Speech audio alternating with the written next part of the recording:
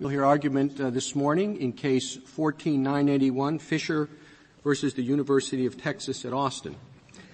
Before we get started, I'll advise the lawyers that this is our only case this morning, so we intend to grant the parties 10 minutes or so of extra time and the amicus 5 minutes. So, Mr. Ryan, no need to rush.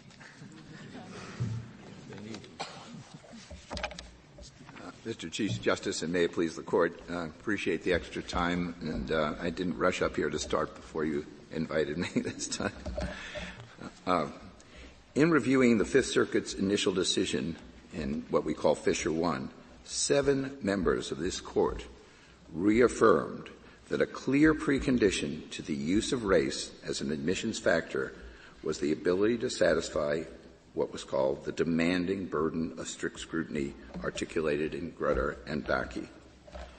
By establishing that she was considered for admission to UT under a system that discriminated against her on the basis of her race, Ms. Fisher placed upon UT the burden of proving by evidence of record that its use of race was, first, in pursuit of a compelling constitutionally legitimate interest expressed with sufficient clarity and concreteness to allow a reviewing court to determine, first, that the use of race was a necessary last resort in pursuing the interest defined, taking into account reasonably available non-racial alternatives. Mr. Ryan, may I ask, if we didn't have the 10% plan, if that were out of this case, and all that were left were the Grutter-like plan, would you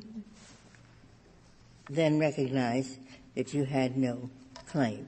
We have what the University of Texas has added on to the 10% plan, but now we wipe out the 10% and we have only the Grutter-like plan. Well, with respect, I would question the premise of the question because it's not a Grutter-like plan in its entirety. I know it's that would not, be a totally but I'm asking different, a hypothetical. No, and I'm saying even in the AAPIA system, it's not a Grutter-like plan. It's not a plan of shaping a class by individualized one-to-one comparisons. It's not aimed at a critical mass. It's not a Grutter plan in that sense. But I think the other part of this is that's, of course, not the case before us. When you look at the satisfaction of a compelling interest, you look and ask, does my pre-existing system satisfy that interest? Do I have a need to do something else? And if I have a need to do something, is that something? Assume need was proven. I know. You're putting aside need.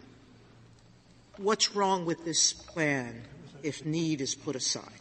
Well, let's put it this way. We do not oppose the use of the various PAI factors that were in place before race was added. And what's wrong with this plan, apart... No. And I know you're saying they didn't need to do it. I said put it aside and answer Justice Ginsburg's question.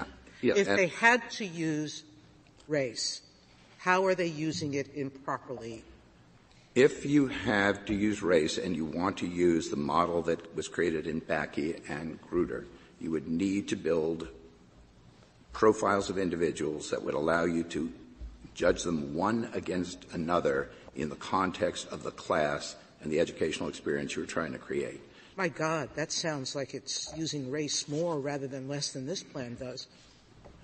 I'm sorry if it sounds that way. It is not. It simply says, in a situation of a Bakke situation where you're looking at every aspect of an individual and you're trying to judge whether one or another of individuals for places, the last places, would most benefit the class as a whole is a learning entity, then you can, as Bakke indicates, take account of the fact that they may have different backgrounds which would contribute different ideas. Those are whole person comparisons. That this is not this system. That this system doesn't do anything like Bakke. So it's very different, even if you separate it from the necessity issue, which is, of course, a major issue in this case. But I'm assuming your question that they've shown that they needed to use race, there was no other way to do whatever they were trying to do, which isn't clear to me either. So you have both the question of whether they've defined a legitimate, compelling interest.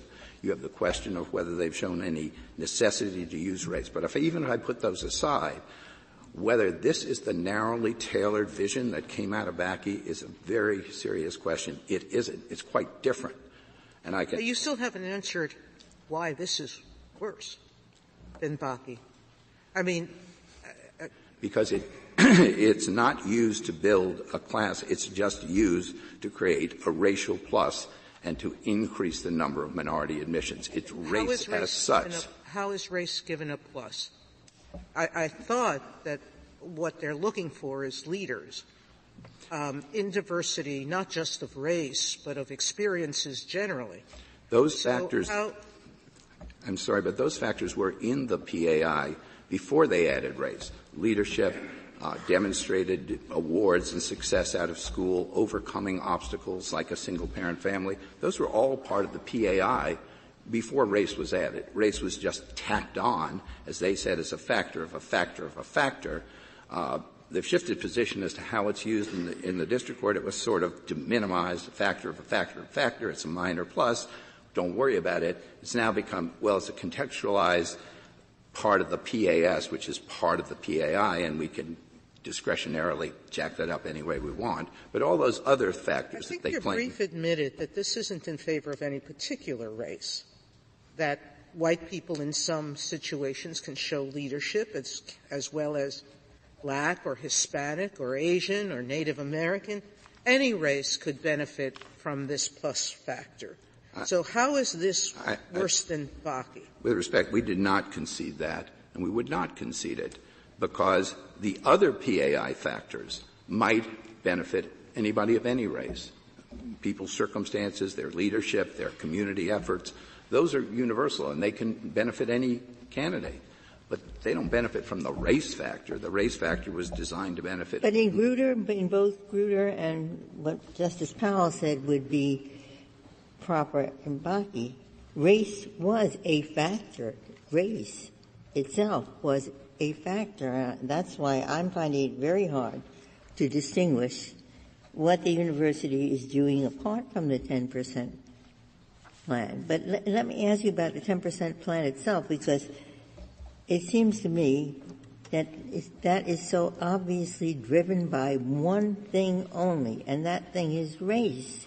It is totally dependent upon having racially segregated neighborhoods, racially segregated schools, and it operates as a disincentive for a minority student to step out of that segregated community and attempt to get an integrated education.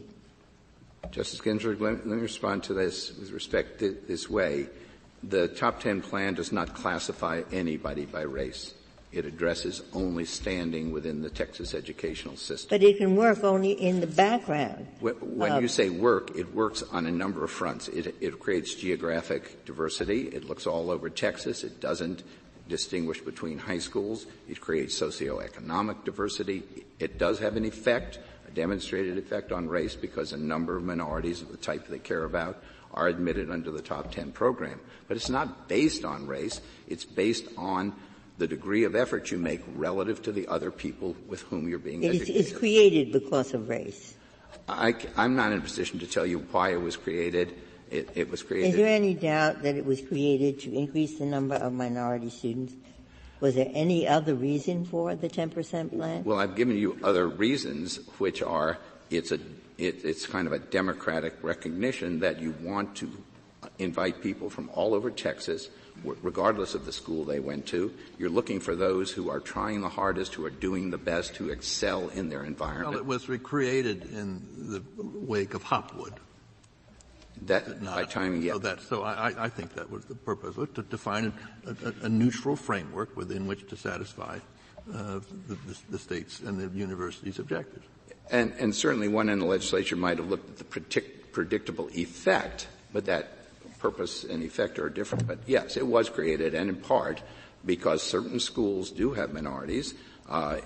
the idea was, well, that would benefit those schools just as it would benefit a rural high school in a white community, which ordinarily would have very great difficulty placing its students in the University of Texas. This system democratized. You argue that the University of Texas's goals and announced goals are insufficiently concrete. Can you give an example of what, in your view, would be a sufficiently concrete criterion or set of criteria to achieve diversity? Well, and certainly the Solicitor General's attempted to do so by breaking down the abstract goals into concrete objectives. One goal that certainly Greta respects is if you have studied your campus and you believe there's an inadequate exchange of views and that minorities feel so isolated they cannot properly bring to bear their perspective on the campus, you can look at measures of how successful are we in this kind of dialogue and try to investigate that and try to say, okay, is there a level, when do we reach a level of critical mass, which is the term in Grutter, where that exchange is vibrant and is taking place on our campus? That's one measure.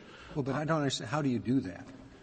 It's not easy to do, and it's not our job to do it. I mean, we're not here to tell them how to do it, but if one wanted to endeavor to try to find this kind of concrete level, we're not saying quota, but we are saying you have to, the university, if you want to use this forbidden tool, this odious classification, you've got to find a way to do it. You've got to be able to explain what your concrete objective is. Why are there any critical mass studies you can refer to? I mean, are there none that I know about. Scientific studies of, at what point you suddenly have enough of a mass? No. So what did the university base it on? The university based it on two things. It was short of the demographics of the high school graduating class, which is measurable but not legitimate, and it claimed that it was basing it on this classroom small class study which they had conducted previously, which indicated that minorities were not present to their satisfaction in a lot of small classes. Excuse me, to their satisfaction. I'm asking, on what do they base their satisfaction? On what do they base 15%, 20%, whatever?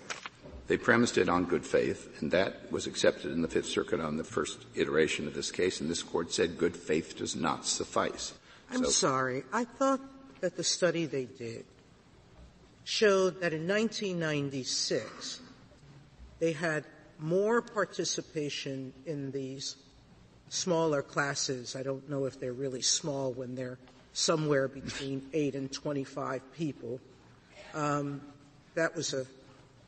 But there were more of those classes in 1996 than in 2003 or 2 when they were looking at that study. It would seem to me that suggests that there's less, what they took from it, that there's less exchange of ideas in a classroom rather than more based on this race-neutral policy. Well, I think what's wrong? Since you have to infer these things, you can't use a quota. You're saying they can't use demographics. So they use a study that shows there's less classes, there's less people in classes. They talk to administrators, faculty, and students. They're having racial incidents on campus where students of color are complaining that they feel isolated, that stereotyping is going on campus.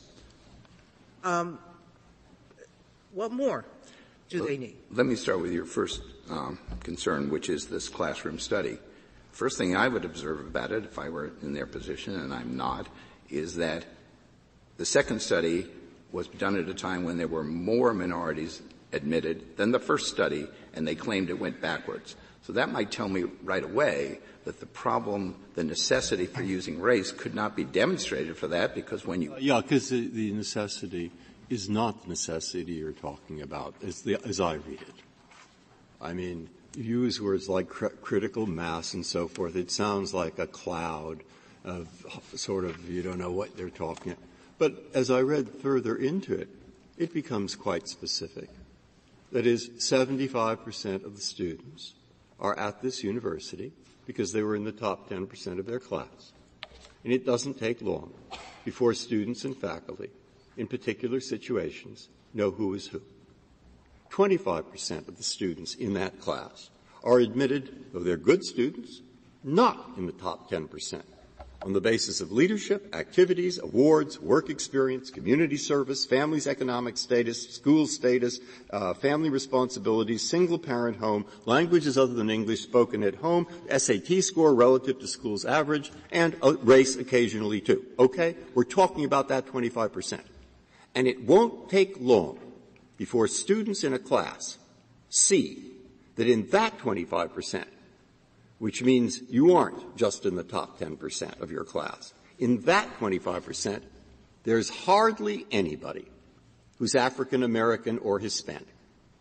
And 7 years of experience with that kind of thing led the faculty at meetings, administrators, and others to say we should do more to see that that 25% has occasionally somebody who's a minority.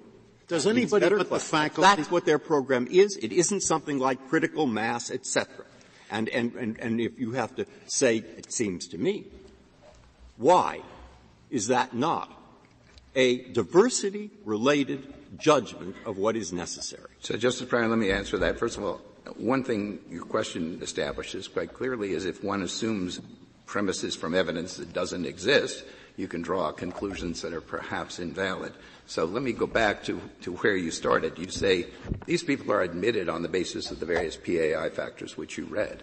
That's not how they're admitted. That PAI is only part of the admissions criteria, and it's not truly holistic because in the holistic systems you look at the person as a whole. Here, you could have the most wonderful PAI and never come close to admission because they use the AI independently. So they're not admitted. Every school is like that. Every school in the country that's a college that I've ever experienced is a combination of grades, class position, and a lot of other things. But so I'm talking about people who aren't admitted, 75% are, solely on the basis of class ranking. Yeah, and then you assume that people could identify them one from another. I was going to ask that. Does anybody except the faculty know who this elite 25% is? No. And all of the 10% people identify themselves?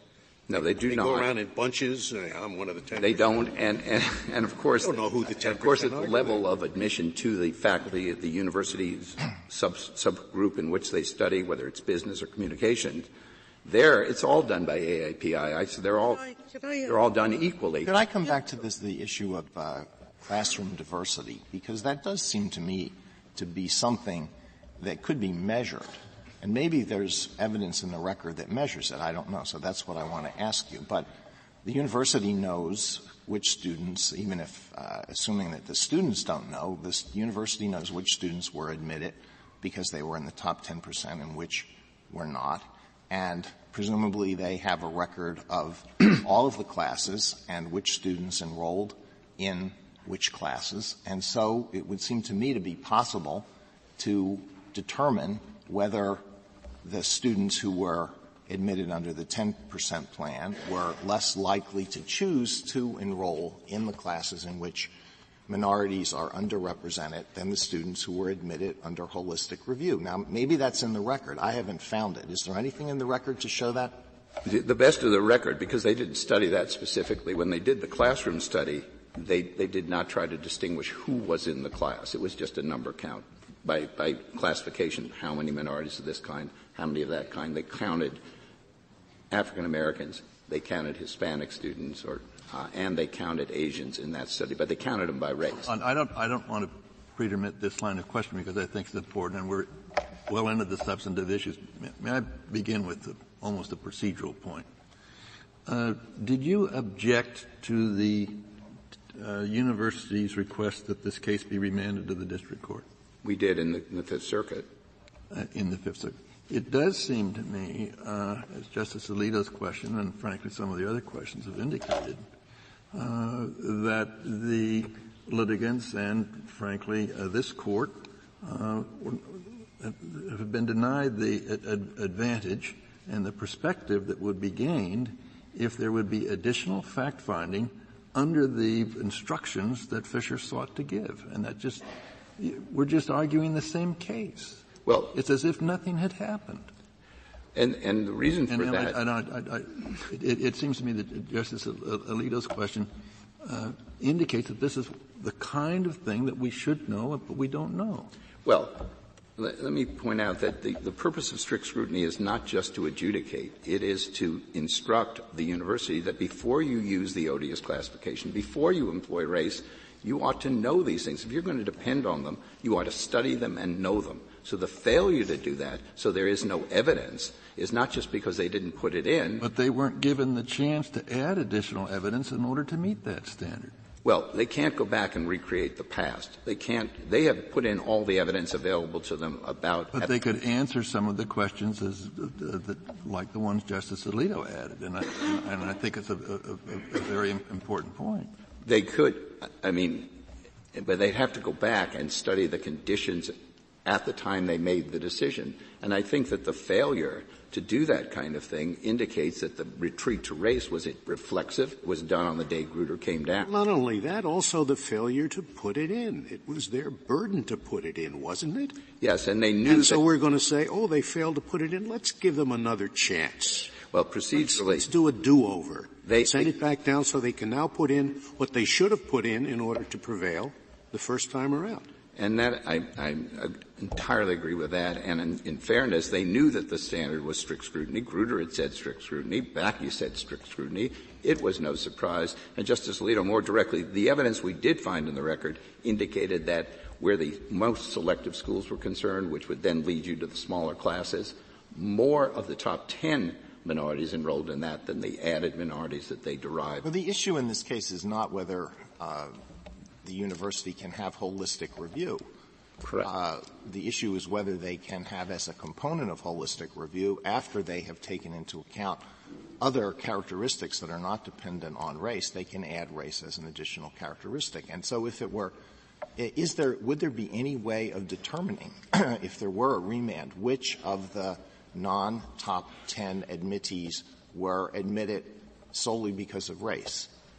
In other words, these students would not have been admitted taking into account leadership and family education and socioeconomic background and hardship and everything else. According to the University of Texas, the answer to that is no. They cannot make that determination because, in their view, race is contextual. You cannot sort out those who could have made it without race from those who didn't. And just in response to Justice Breyer, as fact of record, prior to the invocation of race, 15% of the non-top 10 admits were the minorities who later benefited from race. So it was not devoid of admits who were Hispanic or African American. It was producing 15%. The marginal increase out of race was, if you try to measure it, very small. And I could think of reasons for that, but so they couldn't put that in. They denied that you could ever identify those students, so that would be a fruitless pursuit unless they completely changed everything they said before. Could you associate a number with the very small? I guess it would be the number of students who were admitted with the consideration of race who would not also. Correct. Yeah. That would be the measurement, and there's no perfect answer to that when the university says they can't identify them. But what we did was we looked at the historic period in which they were using the PAI without reference to race. And we compared that to the percentage admitted of the total student body of those admits in the period when they were using race, and they compare, there's about a 2.5% difference, so it's very small. And 2.5% difference in entering class numbers or number of minorities admitted? Number of minorities, you can measure it either way by enrollment or admission. It's still going to be a very small number. It doesn't make it statistically lost. So it's a very small increment. And of course the number is important to me. It's under 3. I can ask your friend on the other side, but it's under 3%. Of what? Of the number total admits and the total enrollees both. And Judge Garza actually premised it. Of the minority students, of blacks. No, of the class itself. So what percentage yes. Let me be very clear. What you're trying to measure is to what extent did the use of race boost over the use of the PAI on a non-racial basis. I'm sorry. In parents involved, we indicated that at some point the actual benefit of the program turns out to be not really worth the very difficult decision to allow race to be considered, if at the end of the day it generates a certain number. And I'm trying to figure out what that number is. And I am saying that, as we said in our briefs, and we tried to, there's no perfect measurement because you don't have them running simultaneously. Right. But if you tried to do it by looking at the results, using the PAI but not race, versus the results, both at the admission and enrollment stage of using the PAI affected by race, it's under 3%, and it's again. I'm sorry, I'm not sure where you get that number. As I look at it, between 2004 and 2007, it nearly doubled from 3.6 of the holistic class to 6.8. For Hispanic students, that's for blacks. It went from 11.6 to 16.9. I don't think that's that small a change. In 2008, 20% of all black students and 15% of all Hispanic students were offered admission through holistic review. Black and Hispanic admission and enrollment rates have increased since 2005. This is on holistic review.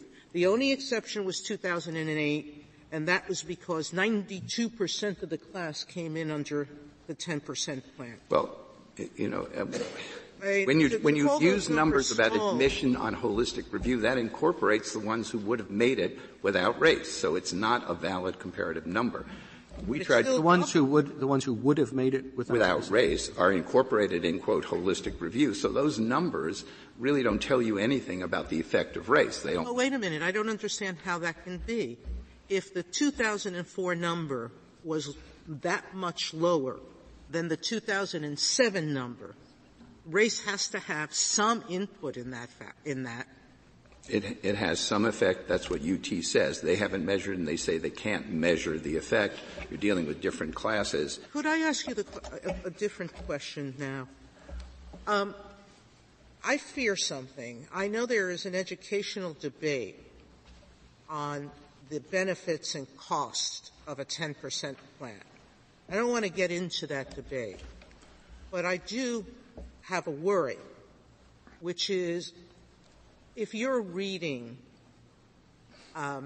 proof of a compelling need or proof of a compelling need, will any holistic review ever survive? Because as I'm reading your answer, to narrowly tailor, schools have to use non-racial means of doing it. And if the 10% plan is the only thing that achieves a greater number in minorities, won't every school have to use a 10% plan? We're not certainly trying to dictate that every school use a 10% plan, nor is it the only way in which you can encourage and increase minority enrollment. So I don't accept that premise. Strict scrutiny is a heavy burden. And the purpose of strict scrutiny is to recognize that the base. So your answer is yes. If there's no other way of doing it, then the only other race-neutral way, if offering scholarships, which this university did, increasing outreach to minority neighborhoods, they did and continue to do. There's a list of about 6 or 8 other things they did that didn't increase the admission of minorities. There are many other things they could do. We're not trying to tell them how to run it. I mean, clearly one of the things they could do is, even in the PAI, they recognize that by emphasizing, as they did at first, the 2 essay scores, which are strictly composition, grammar, that is as culturally biased as you can get. It makes it difficult for those who've gone through an inferior secondary program to excel. So they cut that score to 3. They could cut it to 2. They could take measures which were aimed at looking at potential deficiencies in initial education, because you come from a home where there isn't a college-educated parent, and say we're going to take those further into account because they apply equally without regard to race. So there are many things they could do within their system. Exactly the question, I think. I can put the same question, or suppose we do send it back to the district court and put in more evidence. We tell them. Suppose we did that.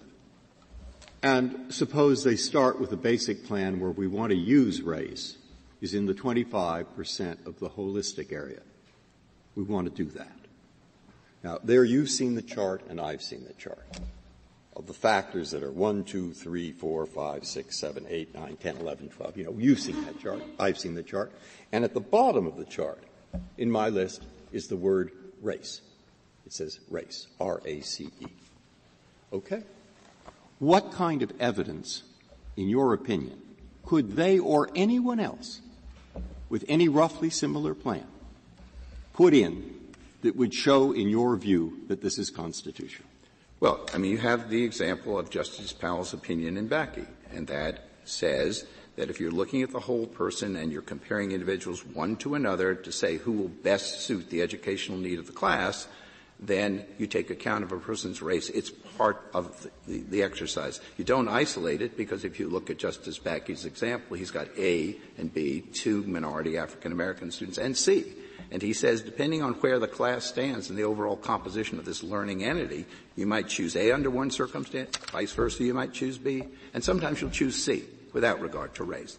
So he's looking at it as a way of looking at the totality of a person, all of their achievements, academic and otherwise. So Bakke's systems are not at issue here, nor is the top 10 at issue. That was accepted in this case. No one challenged it. So I'm saying you don't have to do the top 10. All right, so we have one, because what I'm looking... Yeah. Justice Breyer, you can achieve this small increment of under 3%, in our view, by a number of alternatives that would give this same boost. These are the racially available neutral alternatives. I have one. What you're saying is you should look at the two folders and as a kind of tiebreaker use race. That to you is okay. Now, you said there are several others? It would be helpful if you can summarize them in a sentence so I get an idea of what the others are. You could give more emphasis to the socioeconomic factors in the scoring. That's not to use race. I'm saying R-A-C-E, race. I want to know which are the things they could do that, in your view, would be okay, because I'm really trying to find out. Not fatal in fact. We've said, okay, not fatal in fact. Fine. What are the things, in your view, that they could do so it is not fatal in fact? And what I've said first is they could shape their system more toward the Bakke system and move toward individualized consideration. That's one thing. That's not fatal, in fact, because this Court endorsed the view that Justice Powell took of the Harvard system in Bakke. So that's one. They could expand the top 10. That's another alternative. That's available. They could, as I said, they could rescore some of this. But the top 10, you said it doesn't use race. Justice Breyer is asking you. You say, yes, race can be a factor. It was a factor in Bakke. It was a factor in Grutter. And so far, you're saying that now it can be a factor only if what?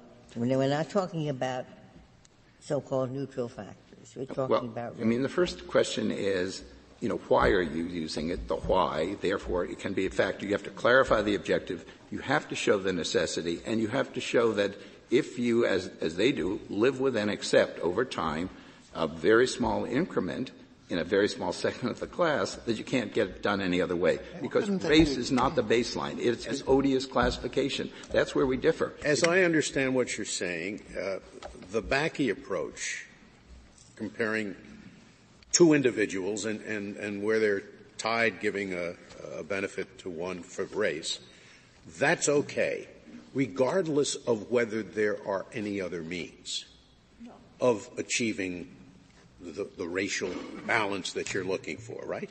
Well, Justice Powell indicated in Bakke that approach could be used where it's part of a greater function formula class. Understand. And the Court has apparently accepted. We're not challenging it here. You don't have to apply the question whether it could possibly be done in any other way.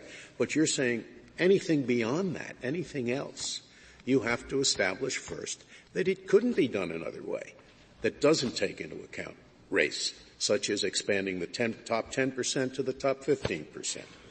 That is correct. And it's not just me, Justice Scalia. That's what this Court said in the prior opinion. That's what I thought. It has to be shown to be necessary. And of course that's true of all strict scrutiny, and the court said in the prior opinion that its other strict scrutiny opinions, such as Adirond, were applicable here. This is not detached, it's not different. Strict scrutiny is a heavy burden. There's no question about it. That's why it's strict scrutiny. Is there any evidence that the holistic review being used by UT operates as a quota? We have not claimed that, but since so much of it is masked and hidden, but certainly if you're motivated, as they said, by demographics, they want to get the number up, it's certainly number driven.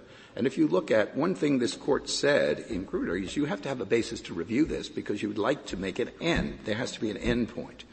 So if you can't find your objectives, you have no end point. But more important, you look at what are they looking at? What are they measuring each year? And they're measuring numbers. I want those numbers to go up. That's what they care about. That's what this system does. So whether it's a quota in the strict sense to wit, we have a definite target. Their target may be equating with the population, the high school population. I mean, today they're a majority-minority campus, the real world. They've gone because of the demographics. Ms. because your time is running out, there's one preliminary question I'd like you to address, and that is, what is the relief you're seeking? I take it not injunctive, because Ms. Fisher has graduated. Correct. And you have no class. So what specific relief are you seeking in this case? The case started with a plea for damages. The damages plea is live. It has never been challenged. What do the damages consist of? The damages consisted of a refund of the unjustly committed fee for application. That was the direct one specified application. We also asked for other just and further relief because at that point of the case, we didn't know anything for certain, to wit, if she was admitted, it'd be one thing. If she weren't admitted, there would be other damages arising from her failure to be admitted. And we realized that was a separate issue. We reserved on it. If the university should say, okay, the application fee and whatever else we add to that, we offer that so that this contest will be over. If they offered you the damages that you are seeking, would the case become moot? No. And the reason is that the damages we are seeking were broader than that. That was the specific item of damage that was pleaded. They didn't challenge it under 12b-6. What are the broader? You gave me the application Well, fee. now Ms. Fisher has not been admitted, and she has suffered the consequences of non-admission, which include she went to an alternative university. She had to travel as opposed to being in her home state. There's certainly good information that within the state of Texas, a degree from the University of Texas has consequences in earnings down the road, and that's measurable, and she doesn't have that benefit. All of those elements, which were not part of the case originally because we were trying to enjoin in a way that would have her admitted, now she's not admitted. That changes the complexion of the case.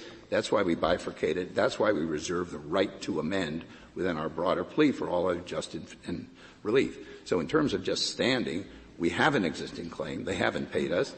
They threatened to do that on the first petition for cert. They never did it. They didn't tender it. We have an existing claim. We have broader claims that are inchoate because we haven't yet reached the stage of litigating remedy and damages. So the case continues. There's standing, and there's unquestioned standing in this case. Thank you, I suppose if they tender it, you don't have to accept it either, right? Correct. And thank you, counsel. I'll reserve the rest of my time. Mr. Garre. Thank you, Mr. Chief Justice, and may it please the Court. To pick up on the questions this morning, I'd like to focus on three things. One, why the record supports the Texas legislature's conclusion in 2009 that the holistic plan at issue was a necessary complement to the state's top 10% law. Two, why the record shows that Texas's holistic policy has had a meaningful impact on diversity at the University of Texas. And three, why the record absolutely forecloses any claim that the University of Texas adopted a quota. With respect to the first question of necessity, there's three principal ways in which the record shows that the plan at issue was a necessary complement. First, as Justice Breyer mentioned, there is a significant portion of the admissions pool, all out-of-state students, all students from Texas high schools that don't rank some of the best schools in the state, and all students just below the top 10% who are nevertheless great students who aren't eligible for admission under the top 10% at all. And the Fifth Circuit found that without the consideration of race in the mix for those students, admissions would approach an all-white enterprise. Secondly, the record in this case shows... Excuse me, just the admissions of people beyond the top 10%. That's right, which is an important component of the class, Your Honor. Second, and I think this goes to your point, Justice. Well, on that point, can you determine which of the holistic admittees would not have been admitted if race was not added to the determination? Okay, this goes to the meaningful impact point, and I think there are several ways to address it, Justice Alito. First, what you can do is you can look in the increase in African American and Hispanic holistic admissions after the consideration of race was added. And what you find is that in each year, 2005, 2006, 2007, the percentage of African American and Hispanics admitted and enrolled under the holistic plan grew. In fact, there was a 70%. Well, that's not really my question. My question was, if you look at an individual person, can you tell whether that person was admitted solely because of race, whether that person would not have been admitted were it not for the fact that the person was an African American or Hispanic? Your Honor, I think given the contextualized and individualized nature of that inquiry, that's going to be difficult. But I think the record nevertheless answers your question because you can show a marked increase in diversity under the plan at issue. I've just explained to you how the record confirms that holistic admissions of African Americans and Hispanics increased markedly in each year. If you look at student body diversity overall, African American enrollment increased by 2, but doubled from 2002 to 2008, from about 3% to about 6%. Well, one of the things I find troubling about your argument is the suggestion that there is something deficient about the African American students and the Hispanic students who are admitted under the top 10% plan. They're not dynamic, they're not leaders, they're not change agents. And I don't know what the basis for that is. Okay. It's based on a terrible stereotyping that. Your Honor, what is the basis for that? It's exactly the opposite. This Court has said time and again that you can't assume that minorities think alike just because they have the same skin color. What the University of Texas does is it takes into account the fact that people who come from different experiences, different backgrounds are going to have different contributions to the class. If you had the situation where all the out-of-state admits, or most of the out-of-state admits, were coming predominantly from Western states, then the University of Texas and any university would try to get out-of-state admits from other parts of the country because it would want the both different perspectives. Maybe I misapprehended either the question or the answer, but you're the one that says race can be relevant. And then in answer to Justice Alito's question, you say, oh, that's stereotyping. It seems to me that you're inconsistent. No, what stereotyping, Your Honor, is saying that just because you get a sufficient number of blacks or Hispanics under the 10% plan means that you can't look at the class holistically and say we're not getting a variety of perspectives among African Americans or Hispanics. Yeah, but what is the basis for saying that? That's what I don't understand. Okay. It's kind of the assumption if a black student or a Hispanic student is admitted as part of the top 10% plan, it has to be because that student didn't have to compete against very many whites and Asians in the high school class. It's a really pernicious stereotype. It's not a stereotype at all, Your Honor. It's based on the undeniable fact about the manner in which the top 10% plan operates. The top 10% law was enacted in response to Hopwood, and there's no challenge to the law in this case. It admits many well-deserving students. But the fact is that the way that the top 10% law admits minority students is by admitting those students from the lower performing racially identifiable schools. And the reason we know that is because if you look at the bill analysis, it was cited by Justice Ginsburg in her dissent the last time we were here, that analysis specifically says on page 4, because of the persistence of segregation in this state, minority students will be admitted under the top 10%. I don't doubt that it does, that is one of the things that it does. And I would have thought that would be something that you would regard as beneficial. Wasn't that the reason for adopting affirmative action in the first place? Because there are people who have been severely disadvantaged through discrimination and a lack of wealth, and they should be given a benefit in admission. The university, one of the things that it does, but it's not the only thing that it does. Your Honor, the University of Texas applauds those students. It wants those students. Those students are admitted through holistic review as well. Nevertheless, the university can look at an incoming class and determine that not all the perspectives among a particular class of students is being represented. This is straight out of the Harvard plan and Bach. Well, this is a statistic that jumped out at me, which it seems to me contrary to the stereotype on which the Fifth Circuit panel proceeds and on which you proceed. Of the African American and Hispanic students who were admitted under the top 10% plan, 21% had parents who had either a bachelor's degree or a 4-year degree.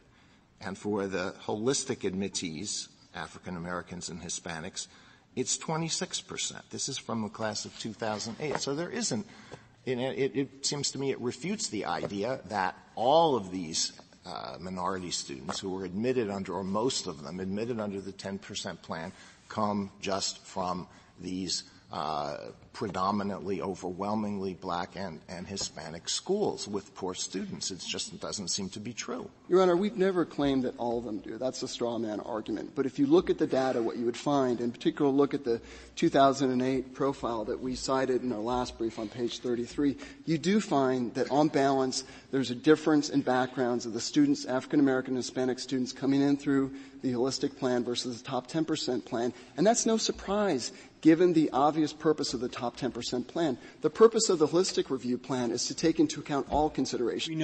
Can you say this? Let me read you 2 phrases from Fisher 1.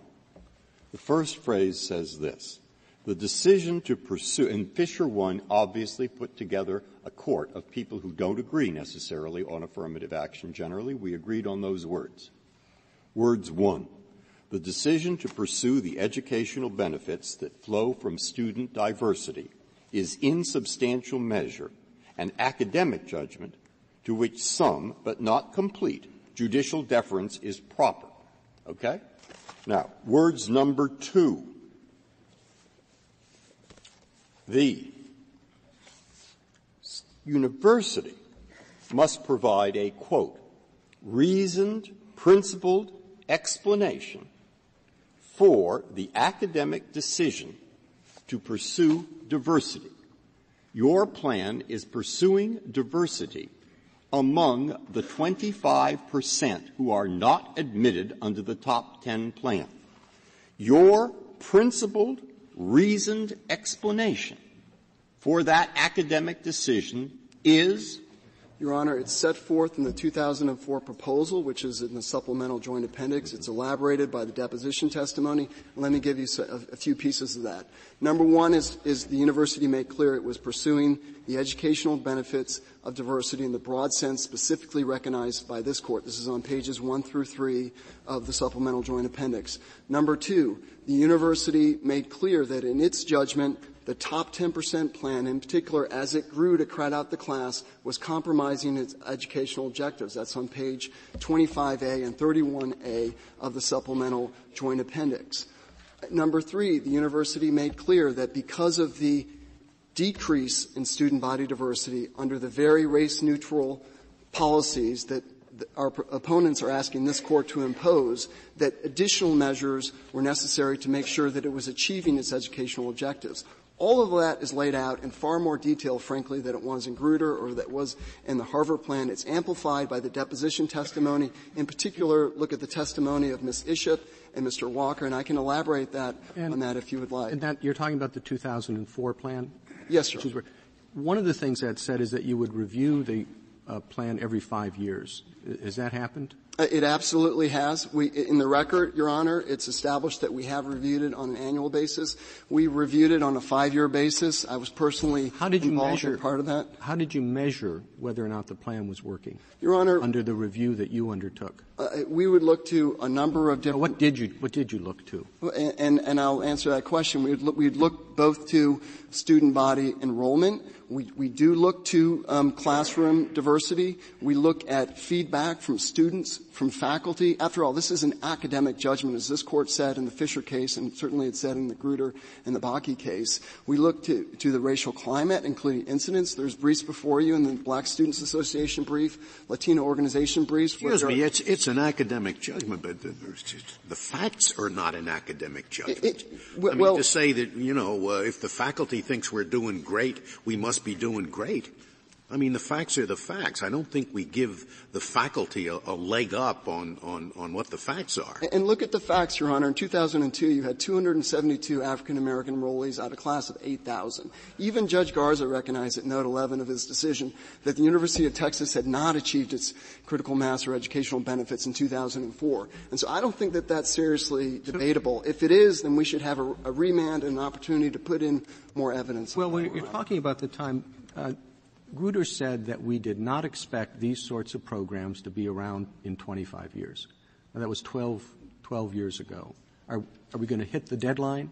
Is this going to be done, in your view, in 12 years? Your Honor, I'm not here to give you a date, but what I would say is this. There are systematic problems that these policies are attempting to address, including the test score gap between African Americans and Hispanics. And the record in this case overwhelmingly shows that without the addition of race, student body diversity suffered, particularly among African Americans. I understand. I don't know whether that's a yes or a no, but it was important in the Grutter court that these were a temporary that is necessary, temporary expedients, because we're talking about giving you the extraordinary power to consider race in making important decisions. That we don't do that as a matter of we appreciate that. And so it was important in Grutter to say, look, this can't go on forever, 25 years.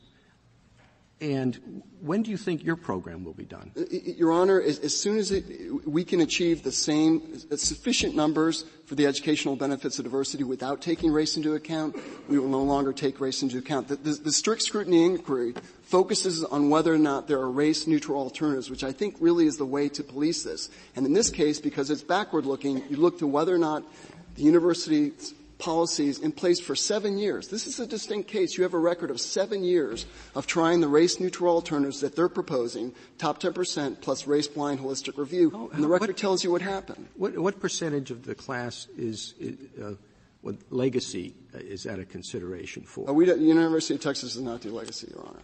But if you look at what happened, and this is the second reason why it's necessary, I don't think it's debatable that student body diversity suffered at the University of Texas under the policies that they're asking this court to impose, and in particular under African Americans, where you had evidence of glaring racial isolation. Certainly in the classroom, where 90% of the classes of the most common size, there was 0 or 1 African American. Well, on that subject, I don't know of any. You haven't mentioned in your briefs anything that the University of Texas has done to increase racial diversity at the classroom level, other than this admissions program. And I mentioned during your friend's argument a way in which you could determine whether the top 10 admittees are any more or less likely to enroll in classes, small classes, where there is a lack of racial diversity than the holistic admittees. And I don't see, and you haven't made any effort, as far as I can tell, to measure that.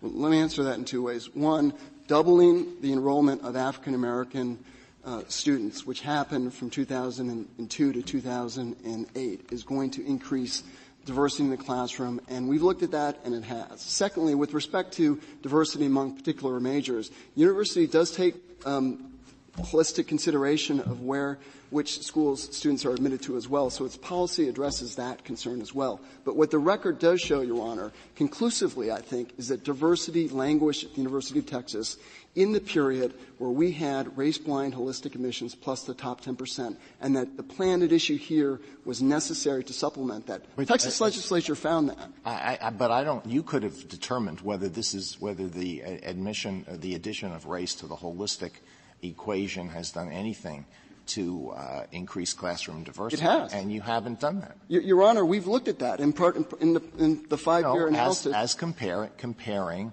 This goes back to your underlying claim that there's something deficient about the top 10 admittees. And maybe if you have evidence that they are less likely to enroll in the classes where there's a lack of classroom diversity. There's a different breakdown there, Your Honor. But I think there's two dimensions to this diversity issue. One is just the glaring racial isolation that existed, particularly among African Americans. And then two is an effort through the addition of holistic review to admit minorities from different viewpoints, experiences, and perspectives. That gets back right to the core, the essence of the diversity embraced by this Court in Bakke. If you look at the Harvard brief in the Bakke case, page 17, it specifically says our interest in the educational benefits of diversity would not be met if all of our minority students were coming from depressed socioeconomic backgrounds. But that's where I'm looking for evidence that that's true. And I would look at have you looked at the top 10% admittees, for example, to see how many of them are leaders?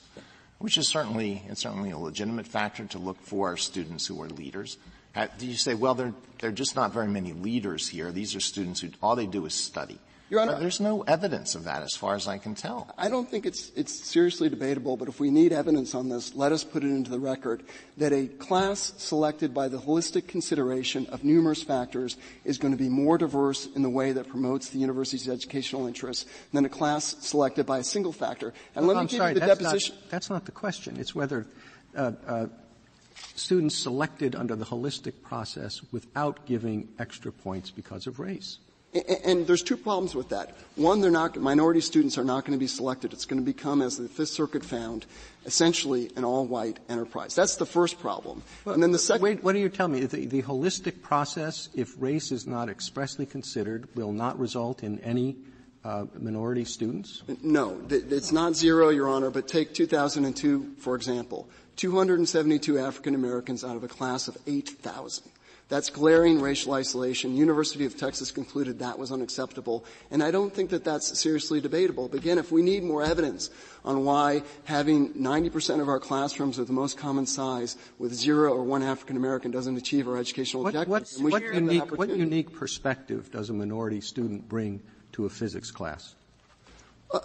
Your Honor, you're counting those among the classes in which there are no minority students. And I'm just wondering what the benefits of diversity are in that situation. Your Honor, we can talk about different classes, but this Court has accepted in Bakke and Grutter, and I think it accepted again in Fisher 1, that student body diversity is a compelling interest. Our friends do not ask this Court to overrule any aspect of Grutter or of Fisher or of Bakke. I'm not sure we said it's class by class.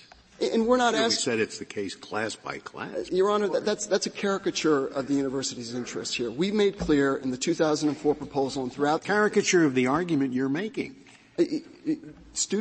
Classroom diversity, Your Honor, if that's what you're focused on, was one aspect that the university looked to. I mean, the university is being hit by both sides here. Maybe that's fair because of the nature of strict scrutiny. But on the one hand, we're going to look to prove the way in which diversity was lacking in diversity. And then on the other hand, every time we point to something, our opponent sees on it and say, aha, that's your objective. Our objective is the educational benefits of diversity in the very way that this Court has recognized for decades. Now, the other way, I was going to ask, what evidence would you have put in if you had been successful in your motion to remand?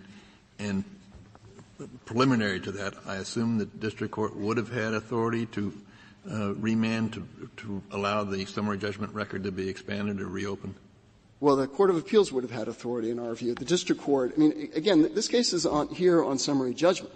I mean, the first question is whether there are triable issues of fact. But why did you want a remand? Because you wanted to expand the summary judgment record? And if so, what additional evidence would you have put in? Sure. If there are any shortcomings that this Court sees, certainly if you feel that there are deficiencies in looking on a more granular basis between the nature of the holistic admits that are admitted, the unique skills, qualities, talents that those admits bring as change agents and bridge builders, we can put that evidence in. We can put in additional evidence. But you asked for the remand, and my question was, what evidence did you propose to put in if your motion had been granted? Your Honor, we didn't. We specifically pointed to evidence on standing, and we talked about that if the court would like to supplement the evidence in other respects. And I think, frankly, we would be entitled to a remand. If you look at the Grutter case, for example, this court rejected the argument that the percentage plan was an adequate substitute for the holistic consideration of race. It didn't require evidentiary findings on that. But if the court thinks those findings are necessary, then the University of Texas can certainly put in additional evidence in the record showing why these holistic students selected across the broad diversity recognized by Bakke contribute meaningfully to the class. In addition, I don't know what that proves. Sure, I'm sure that there are holistic admittees who were great students. They made a wonderful contribution to the university. I don't know whether you're going to be able to determine that they would not have been admitted if race hadn't been taken into account. They would have. Many of them would have been. Maybe all of them. But beyond that, what is to say that there are not comparable students who were among the top 10% admittees? I bet there are. I think certainly you could conclude, Your Honor, that where you have all out-of-state students, all students from the best schools in Texas that don't rank, students who fall just below that 10%, but nevertheless are great students. If we're not getting adequate diversity out of that class, special class of students, we're not meeting our educational objectives. If you have doubts about whether or not the record this is the fundamental problem that I think Justice Alito is pointing to, and you're sort of talking past each other. So maybe I'll explain his view. Strange, isn't that? I can use the help. I think I'll explain what his view is. He seems to think that you didn't study the 10% admittees enough before to see whether that group was diverse in and of itself. Whether you had enough people within that group that were change agents, that were not just poor people, but people with college-educated parents, whatever other diverse view factors.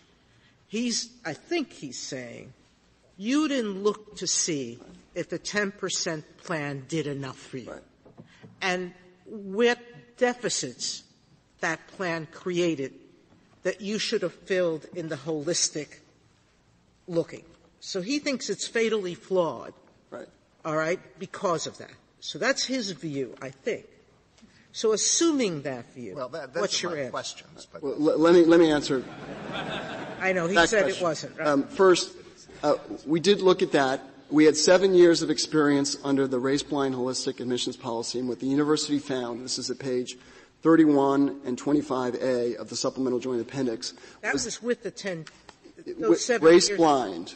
Race-blind, holistic, a and certain number of them were with the 10%. Absolutely. And what we found was that particularly as the top 10% plan began to grow and crowd out more of the admissions pool, the university was not meeting its educational objectives. That's what it found specifically. It stated that on page 31A of the supplemental joint appendix. We also knew.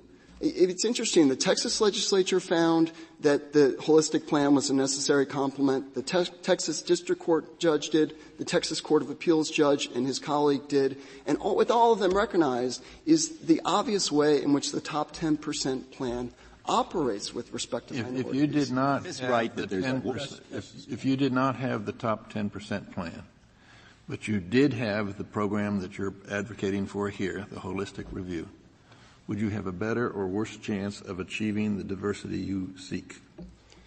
Your Honor, I think the first thing I'd like to say is that it's a different way, and I don't mean to dodge the question by that. But what I would say is, if that's a meaningful difference, then this plan is in an even stronger light than the plan in Bakke and the Harvard plan, because the University of Texas has heeded this court's message. It's taken 3/4 of the class that it selects through a facially race neutral system, the top 10% law, and what we're here debating is whether or not it can complement that policy by taking race into account for 1/4. Now, it may actually be that the university could achieve more diversity through the pure Grutter-Bakke-style plan, but we think, working with the Texas legislature, we've come up with a hybrid plan that works together to both address this Court's concerns about using race too much in the process, and address the University of Texas's legitimate core academic concerns about compiling a class that's diverse in all the ways that are appreciated by Bakke. If I could read one aspect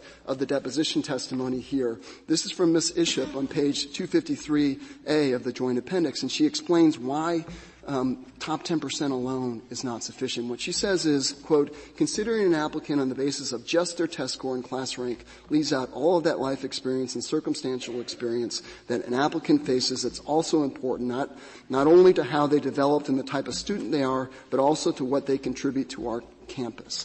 That's what the holistic policy adds. If you exclude race from that mix, you not only aren't looking at the individual in all its respects, and race still does matter in Austin and across this country, but you're preventing the university from rounding out its class, from complementing the single-minded way that the top 10% law to achieve its diversity objectives in a way that is narrowly tailored to its interests, which this Court has found compelling. Well, all of the colloquy so far indicates to me that if you had a remand, you would not have put in much different or much more evidence than we have in the record right now.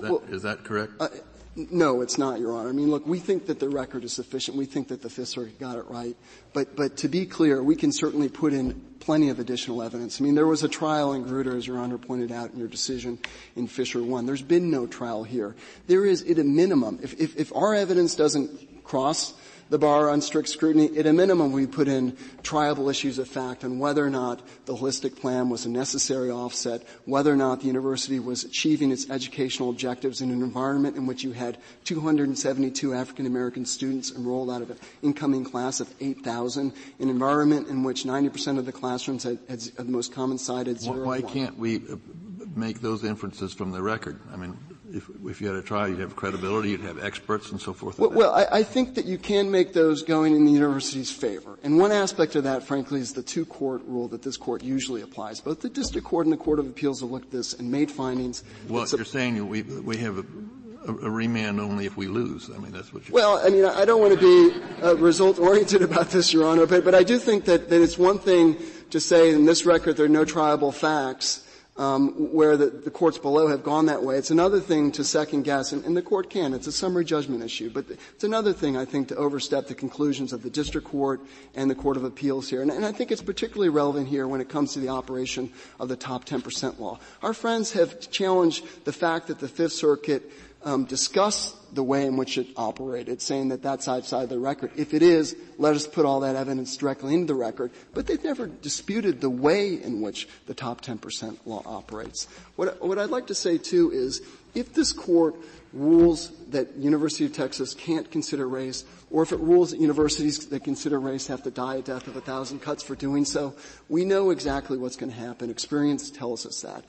This happened at the University of Texas after the Hopwood case. Diversity plummeted, especially among African Americans. Diversity plummeted at selective institutions in California, Berkeley, and UCLA after Prop 209. And that is exactly what's taking place today at the University of Michigan. Now is not the time, and this is certainly not the case with There are those who contend that it does not benefit African Americans to get them into the University of Texas where they do not do well, as opposed to having them go to a less advanced school, a slower track school where they do well. One of the briefs pointed out that most of the black scientists in this country don't come from schools like the University of Texas. So this they Court come from lesser schools where they do not feel that they're being pushed ahead in classes that are too fast for them. I'm just not impressed by the fact that the University of Texas may have fewer. Maybe it ought to have fewer, and maybe some.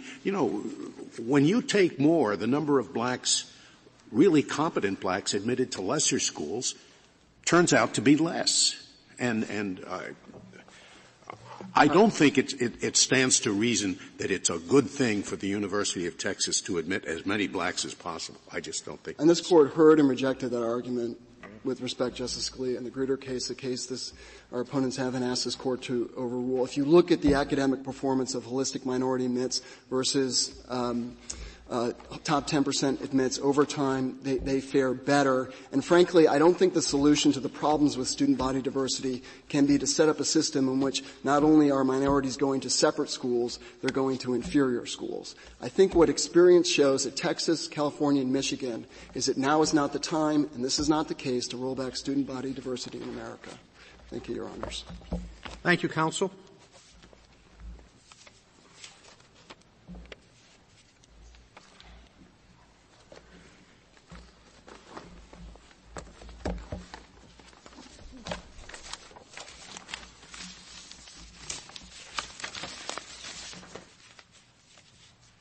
General Verrilli? Mr. Chief Justice, and may it please the Court, I'd like to make a point about the compelling interest inquiry in light of what this Court said previously in Fisher, and then I'd like to make a point about the process aspect of the now tailoring inquiry in light of what this Court said in Fisher, which I believe, Justice Kennedy, will address your concerns about whether race is determinative here.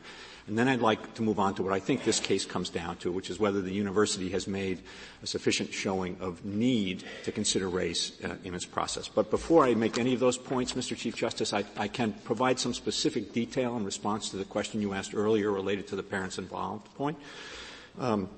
Here are the numbers. With respect to African American students admitted through the holistic part of the program, in 2004, which was the last year before race was expressly considered, that number was 141 admitted through that number. And that was the high water mark, really, of the period of holistic review without race. This is in addition to the 10%. Correct. This is just the holistic numbers. That number then moves up to 176 the following year, to 220 the year after, and to 262 in 2007. So the number of holistic admissions almost doubles, and that results in — The problem, I guess, which is one issue that we haven't looked at, is how do you tell how many of those would have been admitted if their race were not You're right that you can't tell for sure, but you do have a pretty good benchmark, I think, given that you have a number of years without considering race where 141 was the high water mark. And so wait a minute. The next 2 years you recited, it was going up even when race was considered. Right. So you could have said there's a fluctuation before then when race wasn't considered. That might have gone up. Well, it went before they started considering race, it went up and down, frankly, but 141 was the high water mark. There wasn't a consistent trajectory in those numbers. Well, there's an aspect of the holistic review process done at the University of Texas which may militate against the admission of African American and Hispanic students for an ostensibly race-neutral reason, and that is that, as I understand it, standardized test scores count pretty heavily in that process. One of the things the university says it's looking for is students with high SAT scores who are not in the top 10% of their class. And there are many who think that SAT scores and ACT scores are culturally biased. So if you put less emphasis on that, you might not have the numbers that you just recited. Well, it's kind of rather strange that we construct a process that may disadvantage African American and Hispanic students for an ostensibly race-neutral reason. So then we have to add race in as a special factor to counteract that. And so I guess what I'd say about that, Your Honor, is that in Grutter what the Court specifically held was that the university is allowed to make those kinds of judgments in seeking to advance multiple objectives, to maintain an academic environment of excellence and to diversify the student body. But I thought the record showed that the top 10 admittees have higher grade point average than the holistic African American and Hispanic admittees. Well, the SAT scores are about the same. I'm not sure what. But I mean, once they get to the SAT is supposed to predict how you're going to do in college, and I thought the record showed that the students who had lower SAT scores but did better measured by high school rank did better at the University of Texas. Isn't that the case? So I'm not sure what the answer to that is, Your Honor, but this all goes to the compelling interest inquiry, and let me focus on that. What the Court said last time around is to satisfy the compelling interest inquiry, the university has got to articulate a reasoned, principled explanation for its decision to consider the educational benefits of diversity in a manner that this Court has found to be constitutional and substantial. The University of Texas has met that standard. It has articulated exactly the same educational benefits of diversity at exactly the same level of specificity that this Court held constituted a compelling interest in the Grutter case at page 330. It's exactly the same. And the principal argument that my friend Mr. Ryan makes in challenging that is, well, actually, a lot of that is post hoc rationalization. In particular, the effort to find whether you call it qualitative diversity, diversity within diversity is all post hoc rationalization. That is simply not so. If you look at page 1 of the supplemental joint appendix, the first page of the 2004 proposal, the university specifically says that what it's trying to accomplish is to create a diversity of perspectives among minority students. It says it again at page 28 of that proposal. The Director of Admissions Declaration, page 43 of the Joint Appendix, says it. It says it throughout. So that there's just no argument that it's a post hoc rationalization. Mr. Verrilli, you think all of this won't be necessary in another 13 years? Well, stop disadvantaging some applicants because of their race? What I think about that is that the Court, I think, made a prediction in Grutter that would hopefully be the case. I think that's too short term. What do you think? 30 I think years? the universities always. What is it about this program that is going to change things so that we can stop classifying people by race? No, I think universities do make progress on this, and I think you do get to a point where you create a virtuous cycle. And I think it does work, and I think that and I think there's ample reason to believe that it does work. And I think the key point here, with respect to compelling interest, is that this really is, in terms of having the educational benefits of diversity, that's in the heartland of what the Court has said is the area in which the university's expertise and experience deserves deference. Now, if I could go to the process point with respect to just before you said. I agreed with you, of course. That is what the Court said, the reasoned explanation. And it also said that this is a matter to which this Court will give some, but not complete, deference to what the university decides. What you're talking about is the need for the program. In addition to that, and this is what I'd like you to focus on, because there could be a question of whether to send it back for more evidence or not. So in looking through the record so far, on this specific point, I found an affidavit by a person named Walker, and that person named Walker described 7 years of efforts to measure this stuff, described meetings of the faculties, described all kinds of discussions, described conclusions of the faculty members and the admissions officers and others, that you did need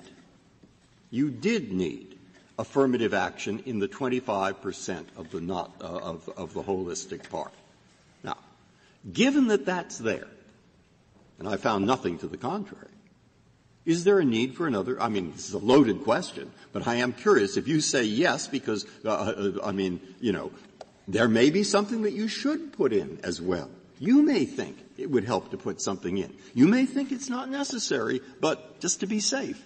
What do you think? Is that affidavit the relevant one? Are there others? Yeah, I believe that's the affidavit from the Director of Admissions, and it is highly relevant, and there is other information. And in the latter part of our brief, we documented it. We think, our view, we argued for affirmance. We think it's sufficient. But if there's doubt, I do think the additional kind of information that might be developed in this case would be to look at the kinds of questions that the Chief Justice was actually asking about. How has the program worked in practice over the period of time in which it's been implemented, and I think that would be additional relevant information that might help make the judgment. If I could go to the process point, and then I will return to the need point.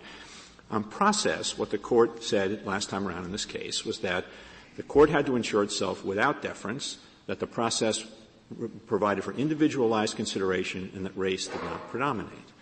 Again, the University of Texas's plan has every one of what the Court in Grutter at page 334 said were the hallmarks of a narrowly tailored plan. No quota, everybody competes against everybody else, no automatic award of points, modest factor. And in addition, and this goes to your question, Justice Kennedy, about whether there's an argument here that race is determinative, Texas is different from the University of Michigan's law school plan in every one of the 4 ways that Your Honor identified as being potentially troublesome in making race determinative. Unlike in Michigan, in Texas, the percentage of African American and Hispanics admitted does not mirror the percentage who applied. It's different. Unlike Michigan, the number in Texas of admissions fluctuates year over year. It's not the same every year.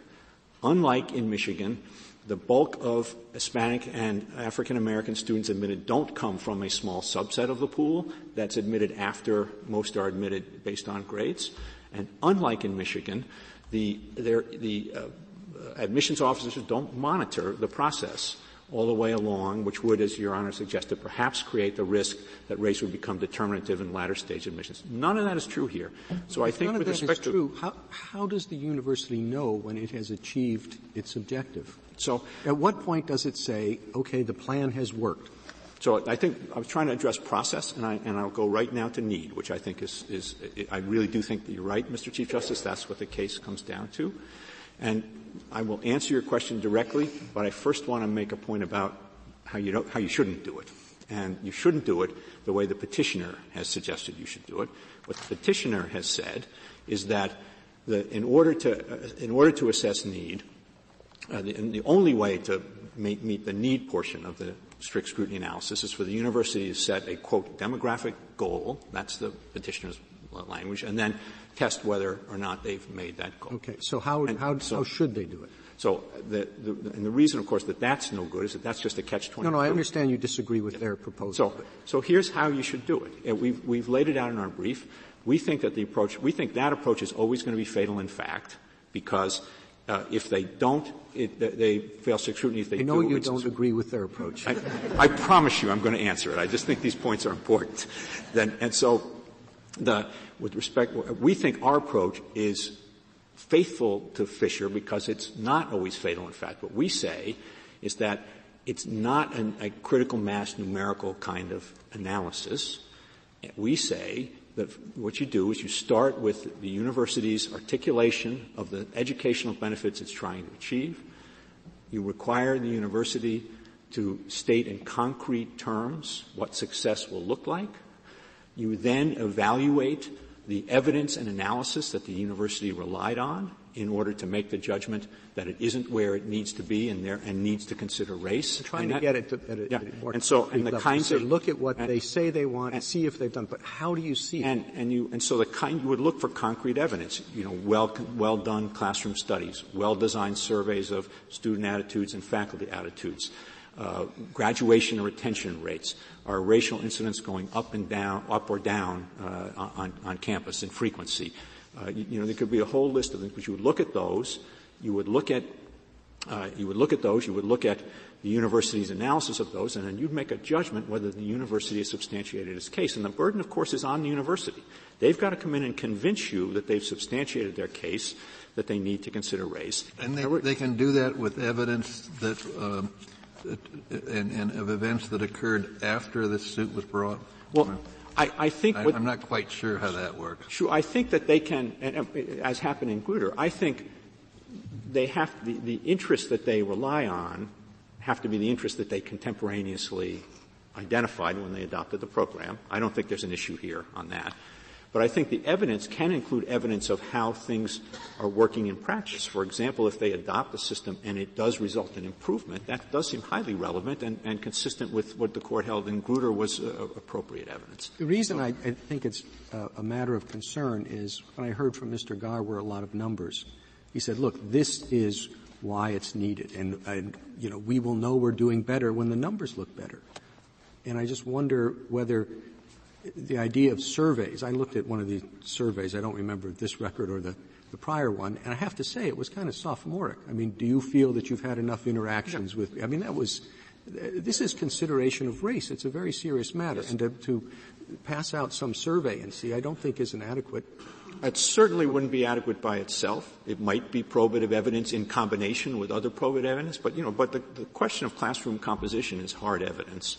And at some level, demographics are hard evidence too, Mr. Chief Justice. Whether you're talking about the African American population at the University of Texas at Austin, you're talking about a population of 300 or 400 kids in a class of 6,000. I think the idea that there's a material risk of racial isolation in that situation is quite strong. The idea that there's a material chance that lots and lots of students are going to go. 600 is going to make the difference? 600? They wouldn't feel isolated with 600. It might well make a significant difference. And if I could, in the time I have remaining, I'd like to just try to refocus the Court on the importance of what's at stake here. As we told you in our brief, our military leaders believe that it is imperative that we have officer corps that are not only diverse but capable of leading a diverse military, not only for effectiveness but for the very legitimacy of sending our troops into harm's way. Well, do you think that the African American and Hispanic students who were admitted under the top 10% plan make inferior officers when compared to those who were admitted under holistic review? No, I don't. Not at all. Do you think that the ROTC graduates from the University of Texas make superior officers to those who graduate from, let's say, Texas A&M or Texas Tech? Here's what I think about that, Justice Alito. I think that we want to make sure, and this military example is only one of the important interests here, but with respect to that, we want to make sure not just that there are strong African American and Hispanic candidates in that ROTC program, but that everybody who graduates from the ROTC program at the University of Texas, white, black, Asian, Hispanic, everybody knows how to lead effectively in a diverse environment in which they're going to be leading diverse troops. That's the interest. And you can't achieve that. That's certainly important, but to come back to my first question, is there anything to suggest that the top 10% students are less likely to enroll in ROTC, or when they do, they're not as good as the holistic admittees? No, I think with respect to the University of Texas in particular, but I'm also, what the Court's going to say in this case obviously is going to apply to potentially to every university in the country. And this is an important interest for the United States generally, that when you think about what's at stake here, that the interest in ensuring that we have military officers who can lead a diverse military force is critical. The interest in having law enforcement officers who are not just diverse but who can operate effectively with every racial and ethnic community in hardly charged situations is critically important. Corporate America has told you that having a workforce that is able to function effectively in diverse situations is critical. And what I would just say in conclusion is that these are the considered judgments of people who actually have the responsibility to ensure that the vital functions of the government protecting the country with the military and with law enforcement and the vital functions of commerce, these are the people who actually have to make sure that those functions are carried out. And this is their considered judgment, and I submit it's worth considerable weight in your analysis. Thank you. If I can I'm sorry. That's all. No, I'm glad you said that. And this question will sound very nitpicky and detailed and compared to what you were talking about. But I agree. I notice that the briefs in this case are like the briefs in Bruder. And to me, that does suggest that people in the universities and elsewhere are worried that we will, to use your colleague's expression, kill affirmative action through a death by 1,000 cuts. We promised in Fisher 1 that we wouldn't. That opinion by 7 people reflected no one's views perfectly. But that's what it says. Not fatal in fact. Okay? That's what I'm focusing on. It seems to me there are 2 parts to that, whether we have to send it back for another hearing or not. Part 1 you've dealt with. That's, is there a need? A matter which Fisher 1 says, we will give some, but not complete, deference to the university. And as you say, you went through that. There is a second part which I want you to address. The second part, in Fisher we said, there is no deference due the university. On this part, it's called narrow tailoring. You heard your friend on the other side admit, maybe he believes it firmly. Why use the word admit? He said that in the plans of Gruder and the plans of Bakke, those were okay in respect to narrow tailoring because they did compare the students one after another and use race as a plus factor. Now, what is there in this record that will support the view that what Texas has done in respect to narrow tailoring is no worse than, perhaps even better than, what happened in Gruder or Bakke? So I would point, Your Honor, specifically to the declaration at pages 483A and 484A of the Joint Appendix of the Admissions Director, in which he explains the way race is considered in the University of Texas system. And that explanation says expressly at page 483 that race is considered in exactly the same manner and given exactly the same consideration as every other special circumstances factor that the university considers as part of its holistic review. I think that shows you that actually you know more about the way this program works than you did about the program that you affirmed in Grutter, and you have assurance based on that, and nothing in the record contradicts it, that that's the way it operates. Thank you, General. 5 minutes, Mr. Ryan. Thank you, Chief Justice. Let me first indicate that one of the questions has been asked repeatedly is, well, what impact did the use of race actually have? Judge Garza, and this is at Appendix 200, tried to make an estimate, because you can only make an estimate because UT didn't know, and they don't know now. His estimate was that a very small number, and it's in his opinion, it's not only by percentage, but it's by number, and that number is insignificant relative.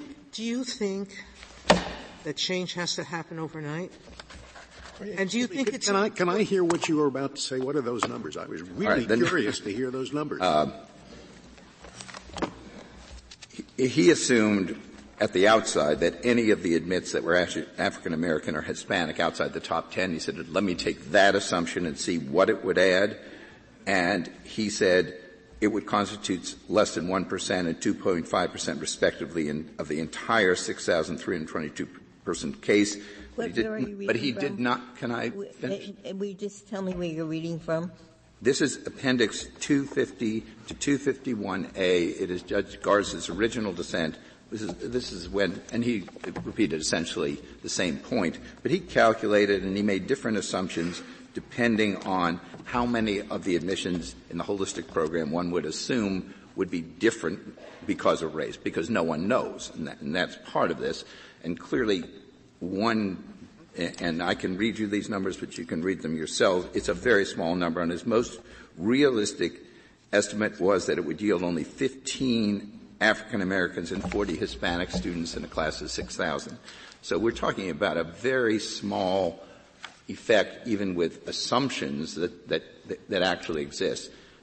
One point is it's small. The second point is equally important, is no one knew because they didn't study it. And then we get the same point on this complementary, which was the big theme of the Fifth Circuit. Oh, it's a necessary complement. What does that mean? One sense, you've got to have some plan if you're going to cap the top 10 at 75%. So it's necessary to do something, but that doesn't make it a necessary complement. When you really look what the Fifth Circuit said, they said it's based on two assumptions. One, the top 10 are drawn from these minority high schools. Where do they come up with that? They never studied the pattern of the top 10 admits. How do you know that a Hispanic or an African American student can't be in the top 10 at what they call an integrated high-performing high school? That's a stereotypical assumption. What you're saying basically is this is what the Fifth Circuit concluded, in which the school basically agrees, okay? If you don't consider race, the holistic percentage, whatever it is going to be virtually all white. And that is incorrect. Why? And that is an assumption that has no basis in this record. Oh, it's a stereotypical racist assumption. That's what it is. It's not, because of the reality that Justice Alito wants to rely on. Let me finish my point. He's right. For their educational needs, there are competing criteria. They need to keep a certain SAT or whatever that's called, AI index, that has to be high because of the quality they want to keep the school at. That does discriminate against blacks on some levels because the difference in numbers are high. So if you have something like this, what you're saying basically is, and what he's proposing is, change your educational needs across the board and focus in only on race, and make sure that your school is black, Hispanic, or whatever, on numbers that are going to reduce its educational quality. That's basically what you're arguing, isn't it? No. And to be fair, I mean, first thing I was just pointing out is that to get to the conclusion of the Fifth Circuit, you have to first assume the pattern of admits in the top 10, where they come from, which was never established in the record, never studied. The second is that you have to assume that those coming from, all students coming from these integrated high-performing high schools don't include in their top 10% any minority. Why? What we know is that's the what school he assumed. Doesn't have enough. Just no matter what it does, it doesn't have enough numbers of black people. That comes back to the fundamental point. If we're just talking numbers, then you have to show the compelling need for more numbers. So that one of the reasons for defining your compelling need is that you have to then look at necessity in terms of the need. So as in Grutter, what they said was we have insufficient numbers of minorities to provoke the appropriate dialogue. When we look at the class as a whole, we think we can do better if we introduce different points of view. It's very individualized. It's a small class. So you can then say increasing numbers, which they were certainly after, from 3 to 14, will meet that compelling need. Since they never bothered to administer, to define the needs, it's really hard to say what they were after and why numbers would or would not satisfy, and whether the numbers they were generating, which included 15% of the so-called holistic admits, so it wasn't all white enterprise, why that wouldn't work. The key point is you have to come to the court with the record. You can't make it up later, because that would say do what you want, and when time comes, make it up. That's no way to litigate. And in this case, they said, we're ready for summary judgment. We've put in everything we need. If you look at their specific proffers, and the Court of Appeals, they said they wanted to take discovery, and even Judge Higginbotham, their best friend, said, from who? What does Ms. Fisher know about this? What are you going to take discovery about? And he found no need. In this court, all they say is we'd like to reiterate the benefits of diversity, but those were accepted. And we'd like a few testimonials about students admitted holistically without knowing whether they were the beneficiaries of race or not. You can't litigate that way. Thank you, Your Honor. Thank you, counsel. The case is submitted.